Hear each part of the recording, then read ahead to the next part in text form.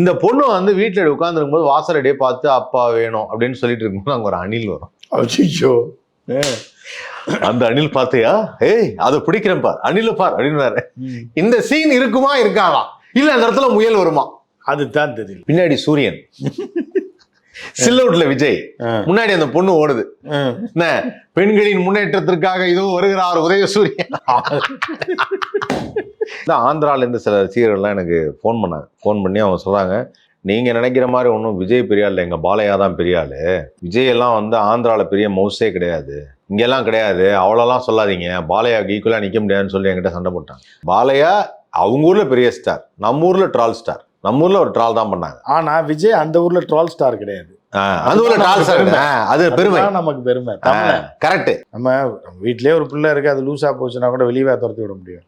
ஸ்கூல்ல நம்ம சென்டிமெண்டா கொண்டு வந்துட்டீங்க, சேர்த்து நம்ம தான் அதை படிக்க வைக்கணும், அதெல்லாம் பண்ணி வைக்கணும். அது கரெக்ட். அது நான் விட்டு கொடுக்க மாட்டேன், அந்த வகையில் நான் விட்டு கொடுக்க, நானே விட்டு கொடுக்க மாட்டேன். நீங்க யாருண்ணா? அது கரெக்ட். விஜய்னா வந்து வேற எவன் கை வச்சாலும் விட மாட்டேன். நாங்க எப்படி இருந்தாலும் பண்ணுவோம். நீ எல்லாம் தொடர்றதுக்கு உனக்கு எந்த அனுமதியும் கிடையாது. இப்போ நீங்க சொல்றது வந்து புஷியானந்த் பார்க்கணும், அப்படியே டெரராகவே இருக்கணும். வாய்ஸ் ஓவர் நான் காட்டவே மாட்டேறாங்க பாருங்க, கண்ணை என்ன. ஏன்னா க்ளோஸ் அப் வச்சுட்டாங்கன்னா ஏதாவது உளறி வச்சுருவாப்புல, டைலாக் பேசுறேன்ற பேர்.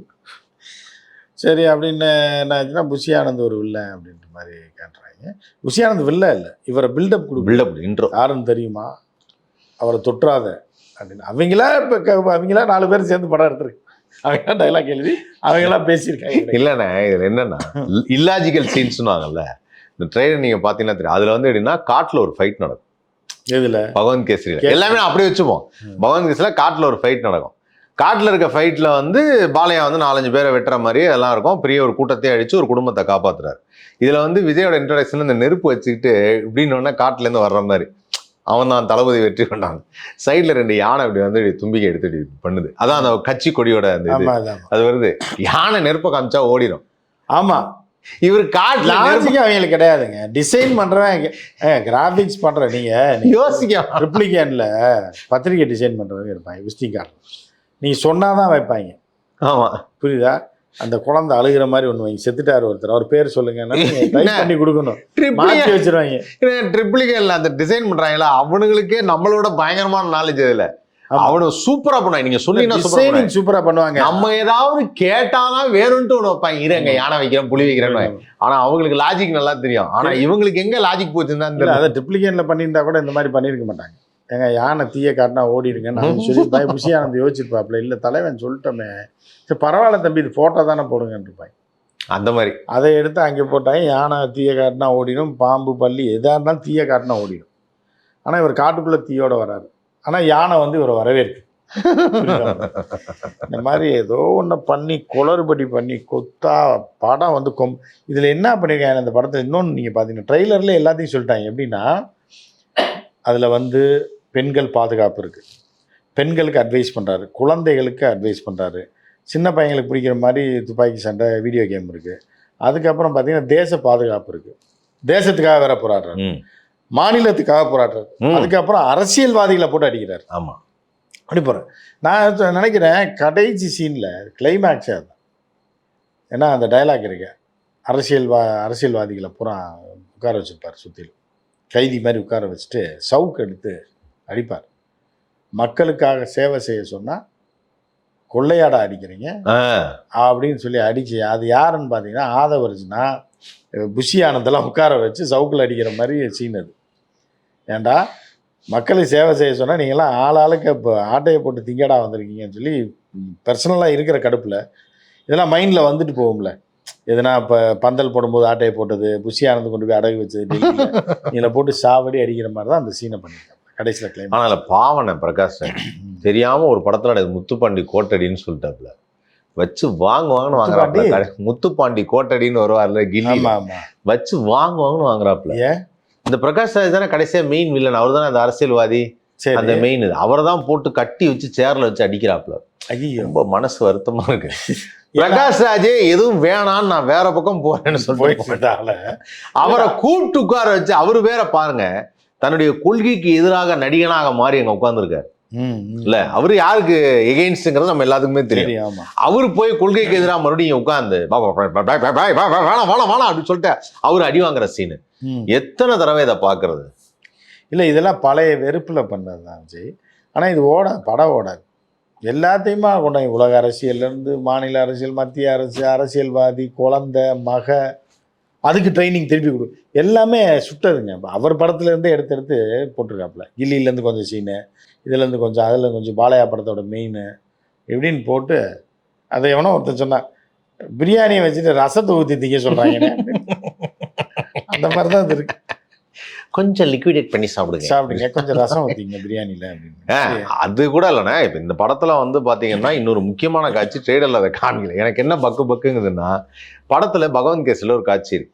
அந்த குழந்தை வந்து இந்த அப்பா இறந்ததை பார்த்து ஷாக்கில் வந்து பயந்துரும். அதான் படம். அதனால அதை எப்படியாவது தைரியமான பொண்ணா வளர்க்கணும்னு பாலையா வந்து ட்ரை பண்றாரு. இந்த பொண்ணு வந்து வீட்டில் உட்காந்துருக்கும் போது வாசலடியே பார்த்து அப்பா வேணும் அப்படின்னு சொல்லிட்டு இருக்கும்போது அங்கே ஒரு அணில் வரும். அச்சோ, அந்த அணில் பார்த்தியா, ஏய் அதை பிடிக்கிறேன் பார், அணில பார் அப்படின்னு. இந்த சீன் இருக்குமா இருக்காதா, இல்ல அந்த இடத்துல முயல் வருமா, அதுதான் தெரியல. அதெல்லாம் நீங்க எல்லாத்தையும் ட்ரெய்லர்லேயே காமிச்சா அப்புறம் எப்படி படம் பார்க்க? இல்லைண்ணா, எனக்கு தெரிஞ்ச இந்த சீன்ல அணில வைப்பாங்கன்னு நினைக்கிறேன். ஏன் தெரியுமா, இவங்க எல்லாத்தையுமே சீன் பை சீன் காப்பி பண்ணணும், எதையும் நம்ம மாற்றிக்க கூடாதுல தெளிவாக இருந்திருக்காங்க. இந்த ஒரு படத்திலேயே, சாதாரண திரைப்படத்திலேயே அவங்க அதை கொஞ்சம் யூஸ் பண்ணி மாற்றலை.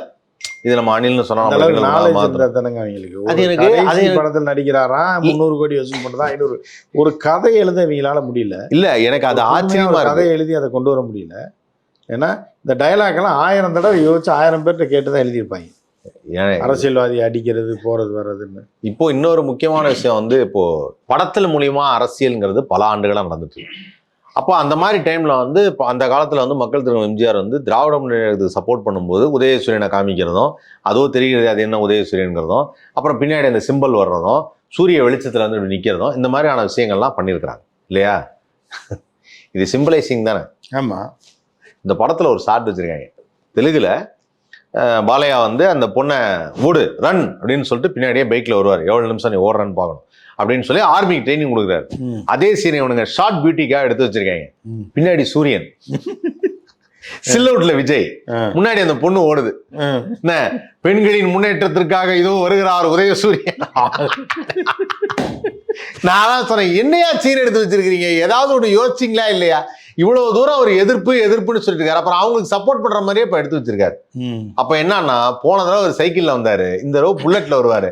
பெண்களின் பாதுகாப்புக்காக உதயசூரியன் தான் சொல்லியே ஓட்டு போடுவாரு. ஆமா, அதை காமிச்சே பண்ணுவாங்க. காமிச்சே எல்லாம் பண்ணுவாங்க. அன்னைக்கே சொன்னாலே என் படத்துல. ஆமா, காமெடி பேசுங்க எல்லாம். ஒன்றும், அதாவது ஒரு படத்துக்கு ஒரு கதை எழுத உங்களால முடியல, எப்படி அரசியல்ல வந்து என்னத்தை கிழிச்சிருவீங்கன்னு புரியுதா உங்களுக்கு? பெண்கள் முன்னேறதுக்கு என்னத்தை கிழிச்ச? வீட்டில் எந்த பொம்பளையுமே இல்லை, மனைவி இல்லை, குழந்தையும் இல்லை. அப்போ என்னத்தை பெண்கள் முன்னேறதுக்கு கிழிச்சிருவாங்க? இந்த தற்கொலை இவங்களுக்கு வந்து ஒரு இலவுமே தெரியும். ஆனால் அவங்க திருந்தி பார்க்கும்போது எல்லாமே அவங்க இழந்துருவாங்க. எல்லாத்தையும் இந்த பசங்க இருக்க தற்கொலைகள் இருக்காங்கல்ல, எல்லாத்தையும் இழந்துட்டு தெருவில் நிற்பான். அப்போ வந்து ஐயோ நாள் வராது, அப்பா நாள் வராது. படத்தை பாரு, டான்ஸை பாரு, அதை பாரு, என்ன இலவோ கர்மாந்திரம் பண்ணி தொலைங்க, அது வேறு. அரசியலில் வந்து நீ உனக்கு என்னன்னே தெரியாது. உனக்கே ஒழுங்காக எது சோறு எப்படி தீங்கன்னு இப்போ தான் கற்றுருக்கீங்க. நீங்கள் ஒன்றுக்கு எப்படி போகணுன்றது உங்களுக்கு இப்போ தான் தெரிய ஆரம்பிச்சிருக்கு.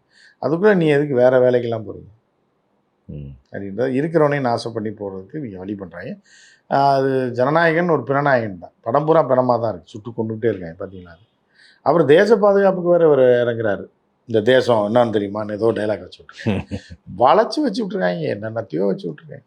அதாவது எச்ராஜா மாதிரி ஆகிடுமோன்னு பயமா இருக்கு. அதுதான் இப்போ கடைசியில் அப்படி தான் ஆகப்போடும்.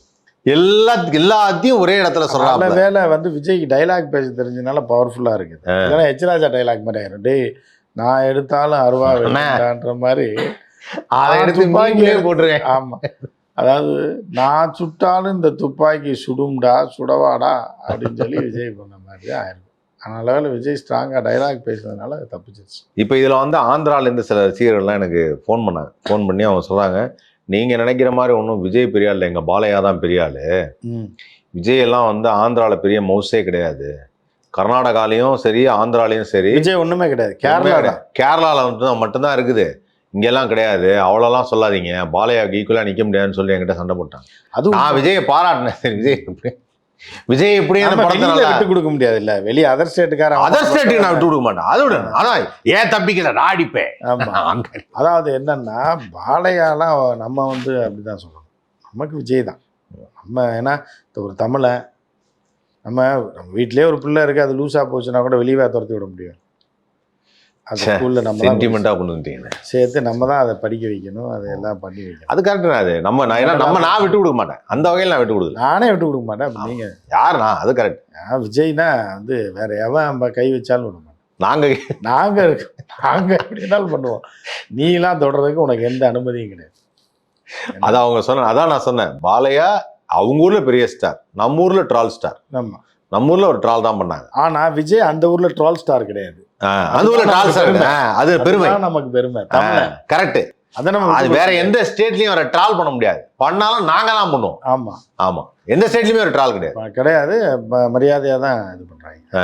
ஸோ அதனால வந்து அது ஒரு வித்தியாசமான ஆங்கிள் இருக்கு. நம்ம விஜய் நம்ம தான் காப்பாற்றணும். இதுல இன்னொரு இது என்னன்னா, இப்ப நான் ஜனநாயகன் வந்து பகவான் கேசரியோட ரீமேக் அப்படின்னாங்க. பகவான் கேசரியே வந்து ஒரு தமிழ் படத்துல இருந்து எடுத்த ஒரு லைனு, எல்லாமே அரைச்சமாவு தானே. பாபுன்னு சொல்லிட்டு ஒரு தமிழ் படம் வந்ததுன்னு சிவாஜி கணேசன் நடிச்சது. அதுல உள்ள கதை தான் அந்த ஸ்ரீதேவி அவர் எப்படி வளர்க்குறாரு, சின்ன வயசுல இருந்து கல்யாணம் பண்ணிக்காம கடைசி வரைக்கும் வளர்த்து படிக்க வச்சு பட்டம் வாங்குற வரைக்கும் என்ன, அந்த பொண்ணு இன்னொருத்தனை நான் லவ் பண்றேன்னு சொல்லி இவருக்கே எதிர்ப்பா வந்து கடைசியா நான் மாமா சொல்றதுதான் கரெக்டுன்னு சொல்லி லவரை விட்டுட்டு சிவகுமார் தான் லவர். அதுல அந்த கதை வெண்ணிராடை நிர்மலா வந்து ஹீரோயின். சிவகுமார் படத்தை எடுத்துதான் இப்ப தமிழ்ல இவங்க எடுத்திருக்காங்களா? இல்ல இன்னொரு விஷயத்தை கேளுங்க. பாபுங்கிற படம் வந்து ஓடையில் நின்னுன்னு சொல்லிட்டு மலையாளத்துல 1965 பிரேம்நிசன் நடிச்ச படம். அது ஒரு ஒரிஜினல் நாவல், ஒரு ரைட்டர் அங்கிருந்து எடுத்ததை பாபு 71 எடுக்கிறாங்க. 71 எடுத்ததை 85 ராஜேஷ் கண்ணா வச்சு பாபுன்னு மறுபடியும் ஹிந்தியில எடுக்கிறாங்க. அந்த படமும் சூப்பரா ஓடுது. அதை மறுபடியும் 2023 பகவான் கேசரி பண்ணி பகவான் கேசரி கிட்ட இதுக்கு நேஷனல் அவார்டு தந்துடுறாங்க. பகவான் கேசரிக்கு? ஆமா. அப்படியா? நேஷனல் அவார்டு படமா இது? நேஷனல் அவார்டு படங்கிறதுனாலதான் விஜய் வந்து இந்த படத்தை ஓகே பகவான் கேசரி 4 வாட்டி பாக்குறாப்ல. அது VT கணேஷ் சொல்றதுல சொல்லியிருக்காராம், நான் வந்து விஜய் பார்க்கும் போதுல ஒரு 4 வாட்டி பகவான் கேசரி பார்த்துனே இருந்தாரு. அப்படியா? அதாவது அதுல இருந்து ஒரு சீன் கூட மாறாம அப்படியே நச்சுக்கிறாரு. அந்த மாதிரி எல்லா சீனும் அதுல இப்படி தலையாட்டினா இதுல இப்படியே தலையாட்டுறது, அதுல இப்படி சொன்னா இதுல இப்படி சொல்றதுன்னு அது எல்லாத்தையுமே கரெக்டா பண்ணிருக்காங்க. அதுலலாம் டவுட்டே கிடையாது. அதுல ஆனா பாலையா பண்ண ஆக்ஷன் வந்து மலையாள படத்துல இருந்து தமிழுக்கு வந்து, தமிழ் ஹிந்திக்கு போய், ஹிந்தி தெலுங்குக்கு வந்து, தெலுங்கு திருப்பி தமிழுக்கு வந்து. இதுல என்ன ஒரு ஹைலைட்னா, இப்ப இவங்களே லைன் வந்து ஒண்ணு, இந்த பேஸ் லைன் பகவான் கேசரியோட பேஸ் லைன் பாபு, அது ஒரு ரைட்டர் எழுதுனது சரிங்களா. அதுக்கப்புறம் பேரலா ஒரு ஸ்டோரி வரும்ல, இந்த வில்லன் நாட்டு அழிக்கிறது அதெல்லாம், அது விஜயகாந்த் படம். அந்த பென்ட்ரைவ் எங்கடா, அது அந்த பொண்ணோட லேப்டாப்ல சொல்லிட்டேன், அந்த பொண்ணை பிடிக்கடா, அந்த பொண்ணுக்கு ஏன் நம்மளை பிடிக்கிறாங்கன்னே தெரியாது. இந்த கதையை கேட்டோன்னு சொல்லிட்டேன், இது சத்ரியன் படம் கதையாச்சுடா. அங்க இருந்து அது அடுத்தது